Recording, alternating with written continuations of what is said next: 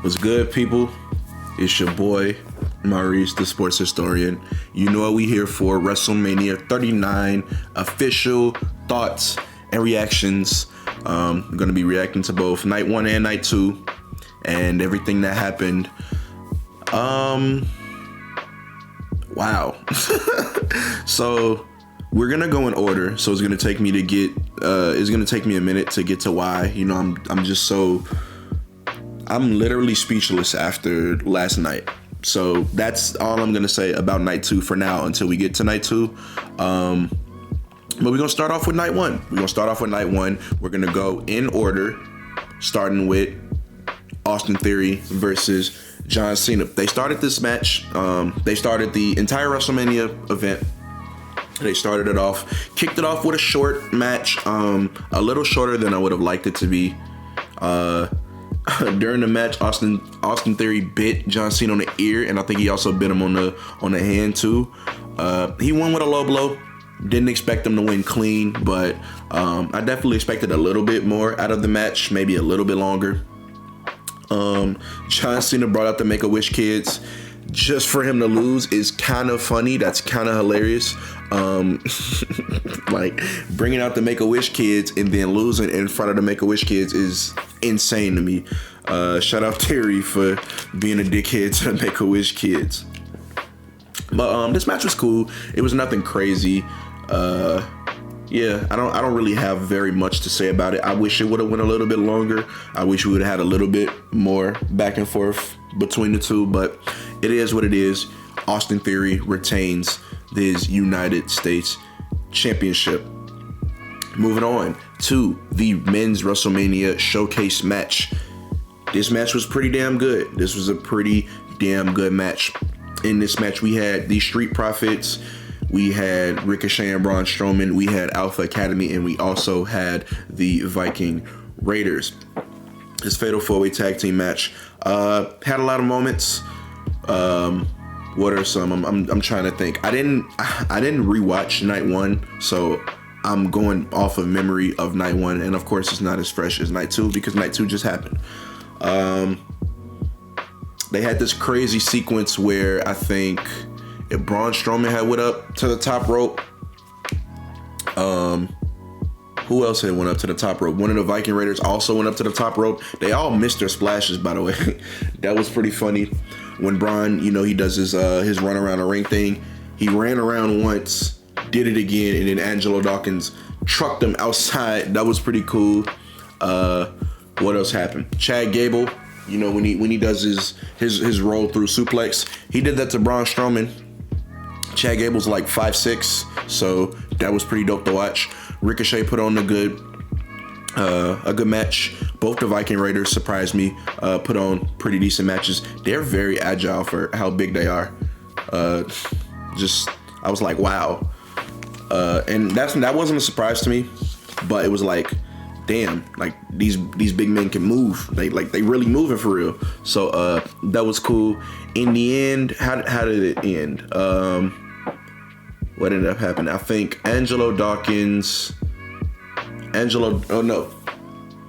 what happened? Ricochet went for his did he go for the splash or did he go for the shooting star press? I think he might have went for the shooting star press into Angelo Dawkins. Angelo Dawkins and Ricochet were legal. Angelo put his knees up. He held him.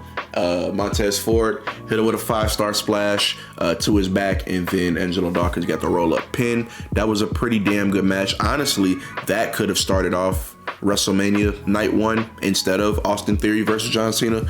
But I'm glad they put it in the order that they did. Now, what was next? I want to go in order. I think it was Seth Rollins versus Logan. So next up was Seth Rollins versus Logan Paul. The match was great. They put on hell of a match. That definitely was not going to be any concern of mine. I know Logan Paul can wrestle. We all know Seth Rollins can wrestle. So the wrestling aspect wasn't gonna, that wasn't a thought in my mind of potentially this match not being good from a wrestling standpoint. some of the things that happened. Seth Rollins stomped the shit out of Logan Paul's hand on the steel steps, and that very much so looked like it hurt. I think later on in the match, Logan Paul hit him with that same hand that he got stepped on, and that didn't, knock him out. It definitely stunned him, but it didn't knock him out like it did twice on Raw. Logan Paul came in on like a zip line, not as he was in the air, and then I think he zip lined down, and he came out his entrance with a Prime bottle. If you don't know, Prime is I think it's an energy drink brand that was co-founded by Logan Paul and YouTuber KSI. He came out with the Prime bottle, and the Prime bottle had like a thing you could take away to reveal the face. And as Logan Paul's about to do his top rope jump onto one of the announce tables, the Prime bottle celebrating. Seth Rollins is on the table. Logan Paul does a Triple H spit with the Prime, and then he jumps onto the Prime bottle. Keep in mind, it was revealed like right before that the Prime bottle was actually KSI. So KSI was involved in WrestleMania. I don't know how many of you guys are super familiar with KSI as I am, but I used to watch KSI's videos a lot when I was like 13, 14, 15. So seeing him at WrestleMania was definitely like, wow, like that's crazy. Great moment, pretty good match. I have no qualms about that. I would have been very, very mad if Seth Rollins lost this match. He didn't. He retained, or not retained. He didn't retain anything, but he won. He didn't lose to Logan Paul at WrestleMania. We're all good.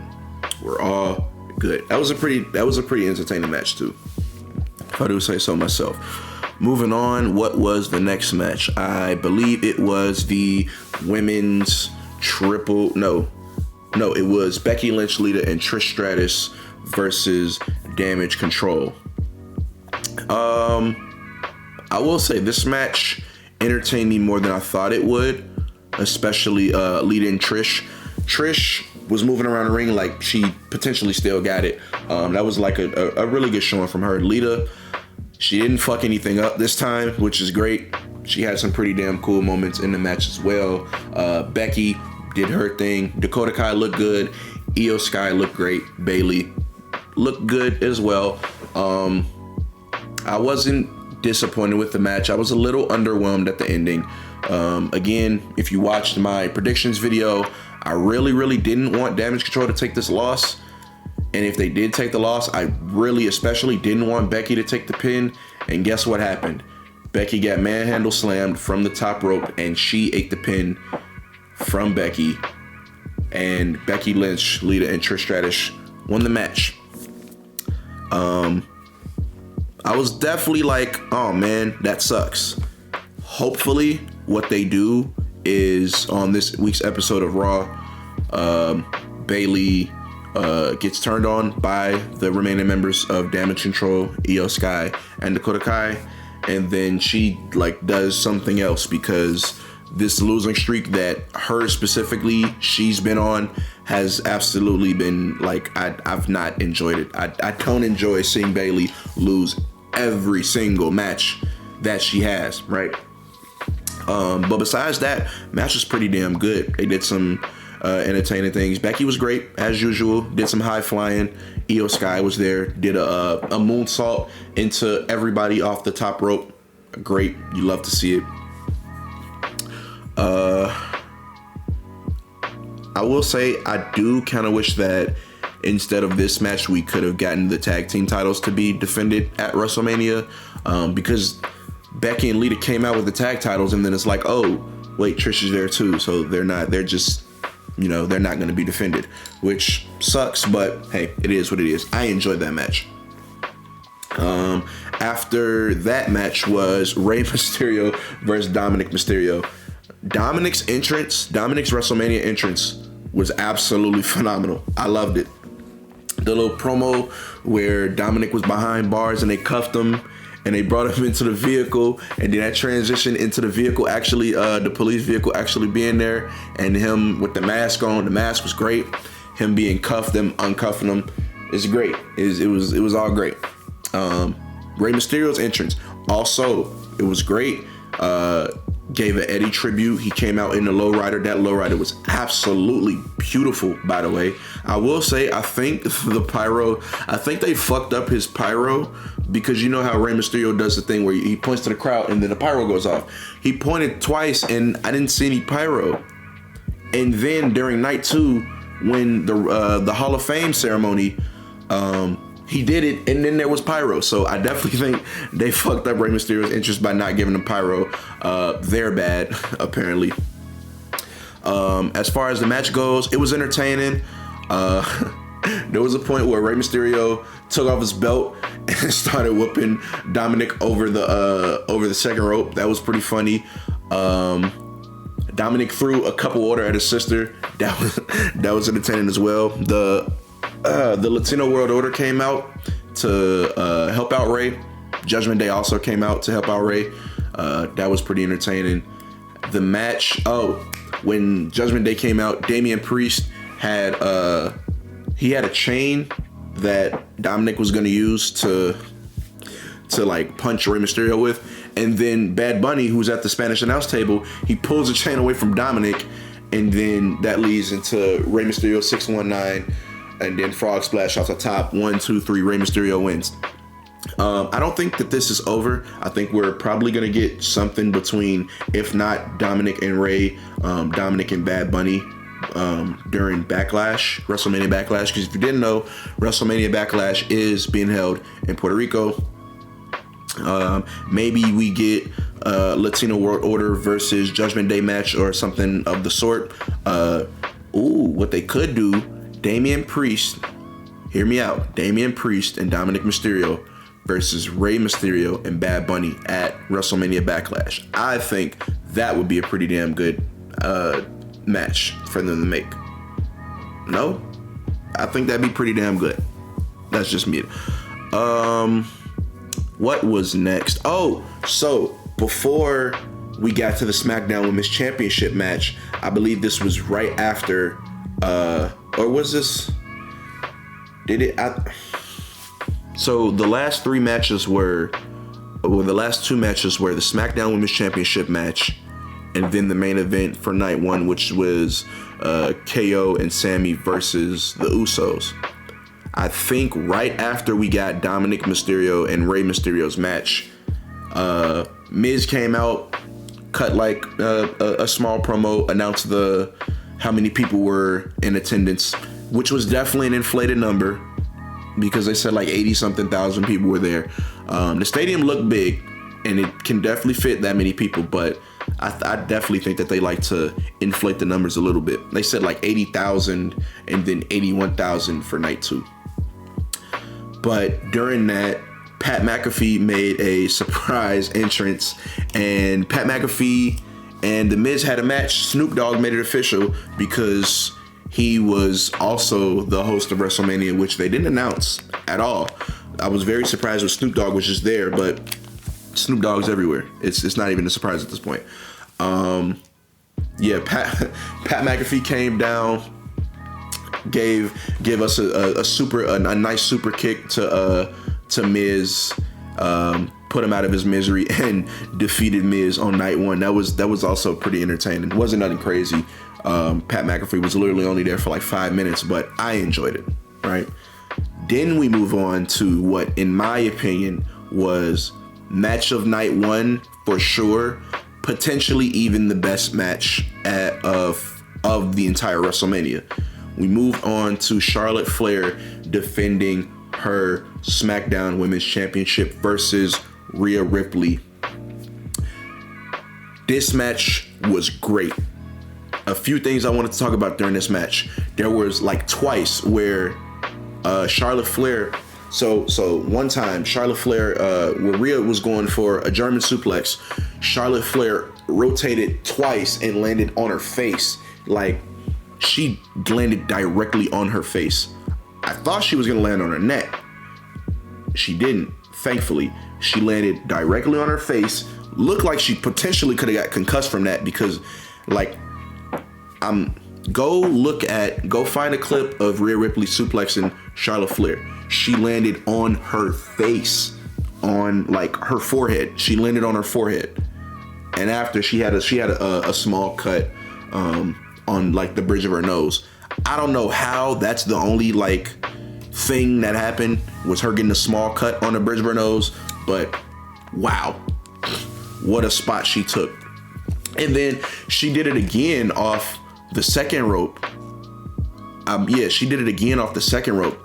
I think Charlotte was fighting with Rhea on the top rope. She kicked her off. Rhea got back up real quick and then hit her with another suplex. And again, she over rotated, and this time she didn't land as badly on her face. She still landed on her instead of on her back, she landed like on her stomach, which was like, yo, they taking crazy bumps. The back and forth in this match was great. It was Charlotte hit a big boot, Rhea hit a really devastating elbow or some shit like that. Crazy. What else happened? Charlotte hit a moonsault to the outside the ring. A beautiful moonsault. Everything about this match I really, really enjoyed. The ending to the match, how it ended. Rhea and Charlotte again were on the top. No, they were on the second rope. Rhea, she did something and knocked Charlotte out on like the ring post. You know how the ring posts are LEDs now. She smacked her face on top of the ring post. Charlotte Flair was knocked out. Rhea goes to the outside of the ring, sets up, and then she was on the second rope. Charlotte got dropped from basically top rope height. Riptide, 1, 2, 3. Match is over. Charlotte Flair loses. Rhea Ripley is your new SmackDown Women's Champion. In my opinion, this might have been my favorite match of the night. I loved every part of it. I'm gonna rewatch it. I'm probably gonna rewatch it like a dozen times because that match was just great. I loved everything about it. I loved everything about that match. And Rhea Ripley won. The most important thing, Rhea won. She won the SmackDown Women's Championship. Moving on to the main event of night 1, Bloodline Business. Sami Zayn and Kevin Owens versus Jimmy and Jay, the Usos. I absolutely knew this match was going to be a banger. Anytime Kevin Owens and Sami are in the ring with each other, they bring the best out of each other. And in this case, they brought the best out of the Usos. I will say, the Usos really, really spammed the fuck out of the super kicks, which was kind of like, damn, why do y'all keep doing that? But I know why they kept doing that. So, match started off cool. I think it was Sami and Jimmy to start the match. Jimmy tagged in Jay. They went at it. I think Sami was in the match for a long time, getting his ass beat by the Usos. Sami tags in to Kevin Owens. Kevin Owens does his thing. I really, really like Kevin Owens. I want Kevin Owens to get a title put on him soon, but it's probably not going to happen. A little spoiler for night 2. So the match, was going on as planned. They were taking crazy bumps, all that. Somebody got put through a table. I think Kevin Owens got put through a table by the Usos, which was great. And then Sami got thrown into the ring, and they hit him with a 1D, and he kicked out. He kicked out of the 1D. I'm pretty sure he's the first person to have kicked out of the 1D from the Usos, so that was great. Then we got some more back and forth. We got a bunch more close calls. It was dead ass like 4, 5, 6 times in the match where I thought, oh yeah, it's over with. They won. Just for them to kick out at 2, or just for the pin to get broke up, or just for them to get pulled from off the top of them. Like this was really this was like the epitome of that back and forth, like anybody could have won match. You know what I'm saying? So then we fast forward to the end. I don't remember how it got set up, but it's Sammy in one corner, Jey Uso in another corner. He's setting up for the Helluva Kick. He hits him with one Helluva Kick, and then Jey, he falls just like how Kevin Owens fell in Sammy's arms at War Games. And then he sets him up for another one. Boom, 2 Helluva Kicks. He falls again. And then this time, Jimmy, he's coming in. He's about to break it up. Nope. Kevin Owens hits him with a stunner, sends him out. Boom. He sets up for a third Helluva Kick. 1, 2, 3.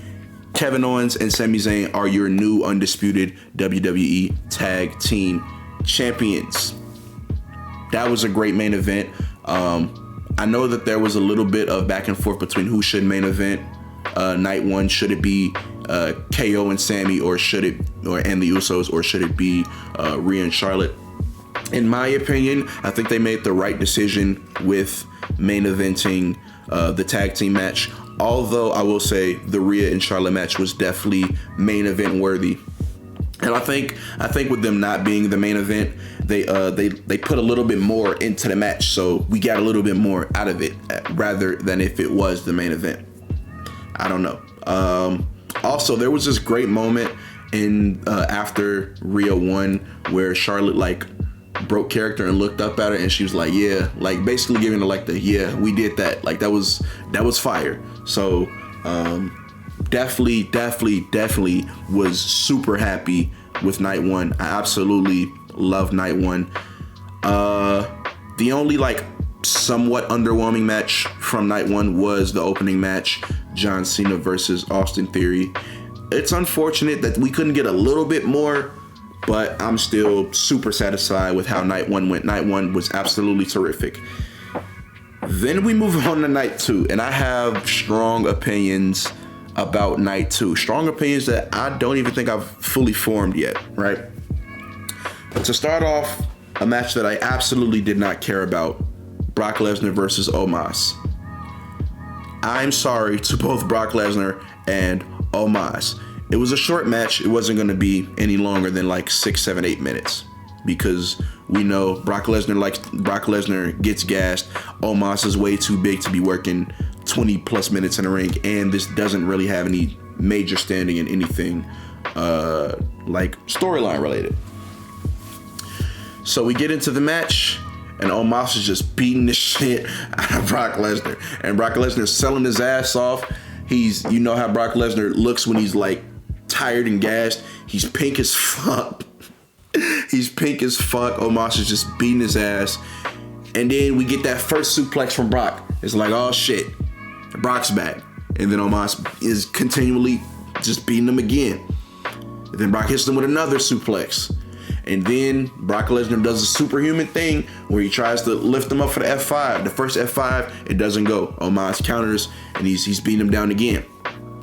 Not even like a full minute later, Brock Lesnar overpowers him again, puts him up on the shoulders, hits him with an F5. I don't think that first F5 did it. I don't think the first F5 did it. Omos, I think he might have got a little bit more action in. Brock Lesnar, looking as gassed as he definitely was, loads him up for another F5. Boom, hits it. 1, 2, 3. Brock Lesnar defeats Omos. I didn't expect much out of this match, but from what we got, I was thoroughly entertained. Moving on to a match where I was not thoroughly entertained. We have the women's showcase match. It was Ronda Rousey and Shayna Baszler in the match, as well as why are the rest of the competitors not showing up? Here we go. It was Ronda Rousey and Shayna Baszler, Raquel Rodriguez and Liv Morgan, Natalya and Shotzi, and Chelsea Green and Sonya Deville as the 4 tag teams who took place. I don't really have much to say about this match. It didn't leave any lasting impression on me. I will say there was a great spot where Natalya had both Chelsea Green and Sonya Deville in a sharpshooter. I was going to say a figure 4. In the sharpshooter. That was cool. Really can't think of anything I'd like. This match happened and then it was out of my memory instantly. And it's not because I don't like women's wrestling. It was because like it was not memorable in any way. It wasn't memorable. Something cool that happened was Raquel Rodriguez powerbomb Liv Morgan into everyone else. That's like literally the only thing I can say that I remember about the match, besides the ending, which Ronda made. Who'd she make tap? She made Shotzi tap to an armbar. Cool, I guess. It just, I don't know. That match was just, it could have been so much better, and it just was not. I was disappointed in that match. I can't lie. I was disappointed. That disappointment quickly went away because we had by far the best match of night 2, the Intercontinental Championship triple threat match. Drew McIntyre versus Sheamus versus the Intercontinental Champion, the Ring General Gunther. This match, holy fuck, this match was crazy. You want chops? We got chops. You want you want just pure physicality, brutality? We got all of that. There was and honestly, this match surprised me because there were a few times where I thought, hey, maybe Sheamus could win this match, even though I did predict Gunther to retain. And even Drew McIntyre, who I thought had like the least amount of chance to win this match. Like they showed out. They showed out a lot. There was this moment where I think Sheamus had Gunther set up for the 10 beats of the Baldwin, and Drew McIntyre was in the ring and Gunther was facing in the ring. And so Sheamus, boom, hit him with a forearm to the chest, and then Drew McIntyre, chop, forearm to the chest, chop, forearm to the chest, chop. That was great. When Sheamus set up the 10 beats of the Baldwin on Drew McIntyre, I think we got 28 hits. Like he hit him 28 times. That was great. Gunther did his damn thing. He looked phenomenal. He talked this shit in ring. He talked this shit after the match. The finish we got was great. We got the what happened? Sheamus got powerbombed onto Drew McIntyre, and then Gunther hit Drew McIntyre with a Last Symphony, or was it a powerbomb? I don't remember. He hit him with that. 1, 2, 3. Gunther retains. Absolutely, I'd like without question the best match on night 2. It's not even close. And I say that to be respectful to the other matches. Like, this match was literally that good.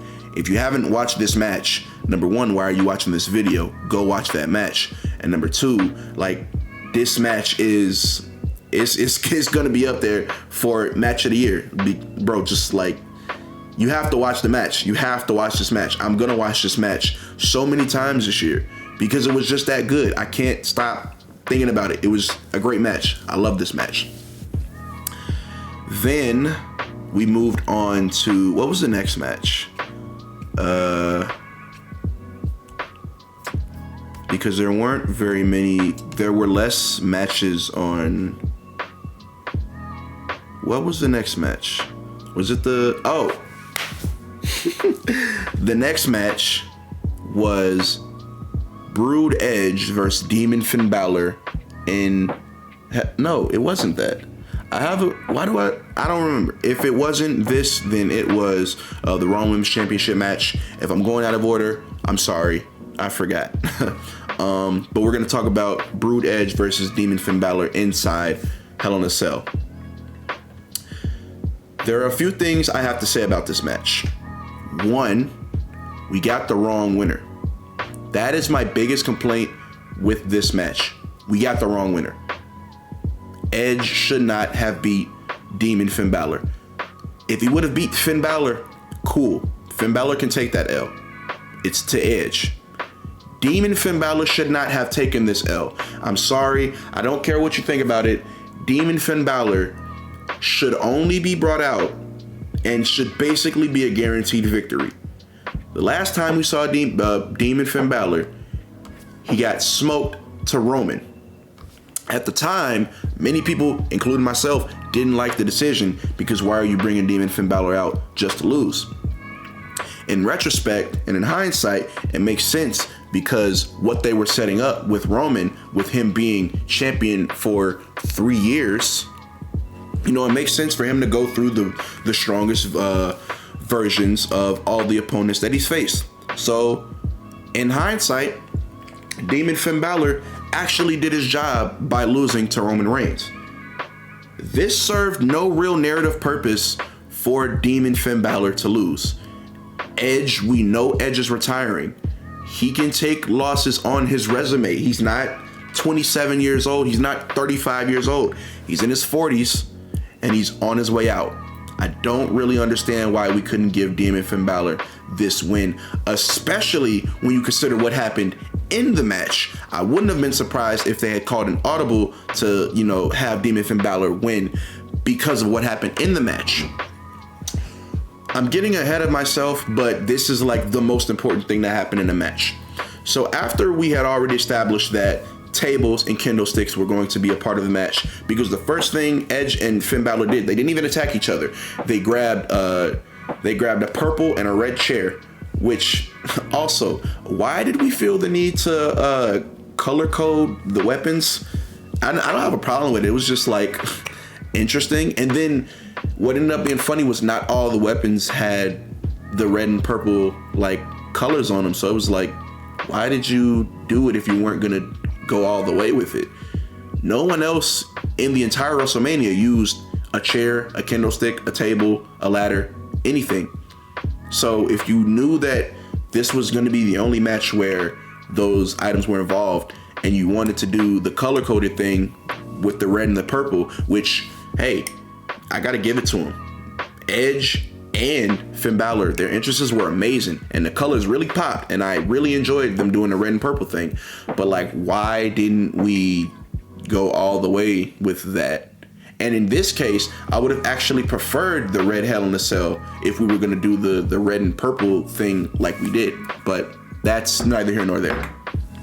So again, the first thing that they did was they went for chairs. Or I think maybe, no. Edge had a chair. Finn Balor had a purple kendo stick. Edge had a red chair. Finn Balor had a purple kendo stick. So we established that, hey, we're going to use tables, we're going to use chairs, all of that. A few, like a good, like, I want to say 6 minutes into the match, Edge grabs a ladder. I like ladders. We all love ladders. Who doesn't like ladders? He grabs the ladder, he gets a huge pop because everybody's like, yeah, ladder. Pushes the ladder in the ring. He gets up. He's holding the ladder. What I think he's going to do is what most people do, and what we've seen a bunch, is where they run into each other with the ladder. Instead, he does something that we see, but we don't see super often. He throws the ladder at Finn Balor. Once he threw the ladder at Finn Balor from the entire way across the ring. It wasn't like he was close to him at all. No, he chucked that ladder at Finn Balor, at Demon Finn Balor. Demon Finn Balor catches it with his face. He caught the ladder with his face. So there's this moment where he's on the ground and he's like very, very visibly reacting to, you know, the ladder shot. I'm like, damn, he's selling his ass off. And I'm like, wait, no, he's busted open. I said that, and then immediately they hard pan to Edge. They don't even acknowledge Finn Balor for like a good 2 minutes. They didn't acknowledge him. He was busted open that bad, right? So it's like, okay, he's busted open super bad. He had to have been leaking like terribly bad, or either that or the gash that appeared on his head was like super, super visible, and they didn't want to show that to on Peacock, because like that's super gory, and they tend to stray away from that nowadays. So we get this hard pan to Edge for like 2 minutes. Edge is very visibly confused as to like, hey, what's going on? Well, he's not confused, but he's like, damn, I gotta scramble now because, you know, he's hurt and I don't know if we're gonna finish the match. He goes out, grabs a bunch of kendo sticks, sets up the ladder in the corner, They're still hard panned on him, still haven't acknowledged Finn Balor really. And then out of nowhere, Finn Balor, he gets up and he attacks him. So the match is back on. Boom. Like nothing ever happened. He's apparently not bloody anymore. And, you know, they got all that situation under control. What actually happened, and we found this out after, Finn Balor in ring was giving a numbing agent on his head, and he got staples in his head so he could finish the match. He got his head stapled together so he could finish that Hell in a Cell match, and he didn't win. You can see my frustration. It's not my frustration that he got hurt, because accidents happen. And to their credit, number one, Finn Balor finished the match. And two, they gave us a pretty damn good match even after, you know, the brief pause because Finn Balor got hurt. There was this moment in the match where Demon Finn Balor set Edge up on the table. He set him up on the table, and then it's looking like he's gonna go for a coup de grace through the table on the top rope. Instead, this fucker grabs onto the cage, starts climbing. I did not know that there were platforms that they like could have built on the steel cage. He jumps off of a small platform on the cage through the table, and Edge rolls off the table. In my opinion, that would have been a great finish, and that would have like made the match like, yo, this was a really, really good match, even despite the circumstances. It still was a great match despite the circumstances. It's just, I really, really wanted Demon Finn Balor to like not lose. I'm so tired of Demon Finn Balor losing. So yeah, kudos to Edge, kudos to kudos to Finn Balor for finishing the match, for, you know, putting up with that. Man got stapled in his head literally at WrestleMania in the middle of a match and finished the match off. Great match. Definitely would have rather to not see, you know, Finn Balor with a giant gash on the top of his head. He actually shared pictures on his Instagram after, you know, he shared them, I think, if not like last night, maybe today, of the gash that was on top of his head. It was really wicked. If you can stomach that type of stuff, go look at Finn Balor's Instagram. You could probably find it. You could definitely find it on Twitter as well. That's a wicked injury. Like, all respect to Finn Balor for finishing the match.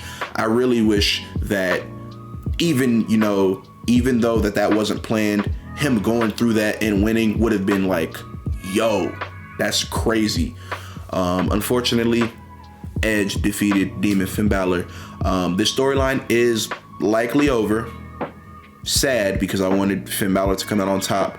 But hopefully Judgment Day in their move to SmackDown do better, because the only member of Judgment Day to win anything during this WrestleMania was Rhea, and I predicted them to have a clean 3-0 sweep, and they certainly did not have one. Moving on to the most bizarre segment of the entire WrestleMania. So Miz and Snoop Dogg come out again, and Miz is like, hey, you know, I wasn't ready for last night. That match was bullshit. Snoop Dogg says, you know, hey, my bad. Miz gets pissed because that's not an apology. And then Snoop Dogg says, when I say my bad, I meant my bad. This motherfucker points towards the stage. Here comes the money. And here is Shane McMahon out of nowhere. Nobody expected Shane McMahon to come back, and he's come back to have a match with The Miz. Boom. Ding, ding, ding. We got a ref. We got a ref in the ring, and it's on. It's Shane and it's Miz. They do literally. I don't even think they strike each other. No. Shane got like a little bit of offense in. Shane got like a tiny bit of offense in, right?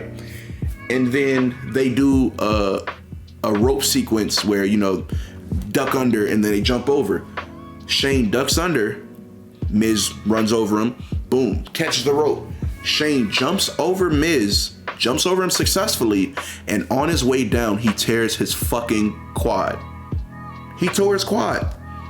This man came back and tore his quad within literal minutes of being in the match.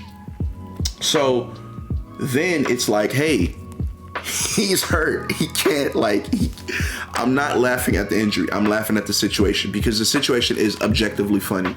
This man came back during WrestleMania, pulled off 2 moves and tore his quad. Like, you can't tell me that the situation is not objectively hilarious, right? So boom, Snoop Dogg's on the outside and they call an audible and you can hear people's elbow. Said it like 4 times to Snoop Dogg. People's elbow, do the people's elbow. Snoop Dogg goes in, hits the Miz with a right, drops him, does the people's elbow, 1, 2, 3. Snoop Dogg defeats the Miz, so Miz is now 0-2 in WrestleMania 39. Absolutely bizarre. Snoop Dogg definitely saved the segment with the people's elbow. That was like literally hilarious. Definitely wasn't what they were going for. I think that they were going for, maybe Shane wanted to end it with like a coast to coast or something like that. That definitely was not the plan, but hey, all things don't always go according to plan. And that was pretty damn funny, if I do say so myself. So yeah. Then after that, we have the main event. We have the main event of WrestleMania Night 2, the main event of WrestleMania. The WWE Undisputed Universal Champion Roman Reigns faces off against the American Nightmare Cody Rhodes. This match was absolutely everything I could have wanted. It was drama. There was drama. There was back and forth. There was interference. Solo had interfered twice early on within the match. He took the weight belt that Cody comes off. He always comes out with. Took the weight belt from the fan and he gave it to. Smacked him across the back with it. The referee didn't see it, but he heard it. Referee tossed him out. Solo, you're out of here. And so then it's Roman. He's by himself. And then they have a good back and forth. What were some things that happened? The first Cody Cutter was great. Definitely knew that wasn't going to end the match. But hey, he hits it.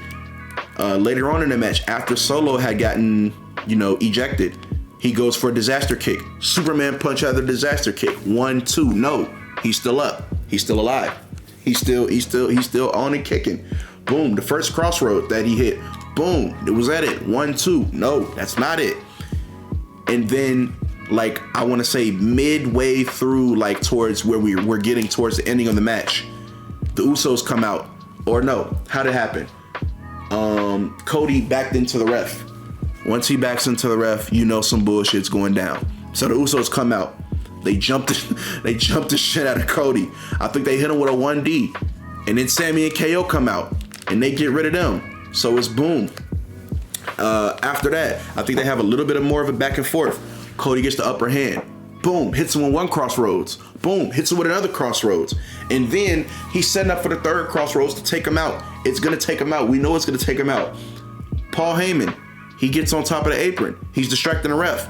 Cody backs up. He's gonna hit him with the crossroads in the corner. And guess who in the hood wasn't supposed to be there? This motherfucker got ejected. He comes back. Solo Sikoa hits Cody Rhodes with a Samoan spike. Then gets out the ring because he can't be seen. Cody goes down. Roman catches the rope again. Spear. 1, 2, 3, and still WWE Undisputed Universal Champion Roman Reigns.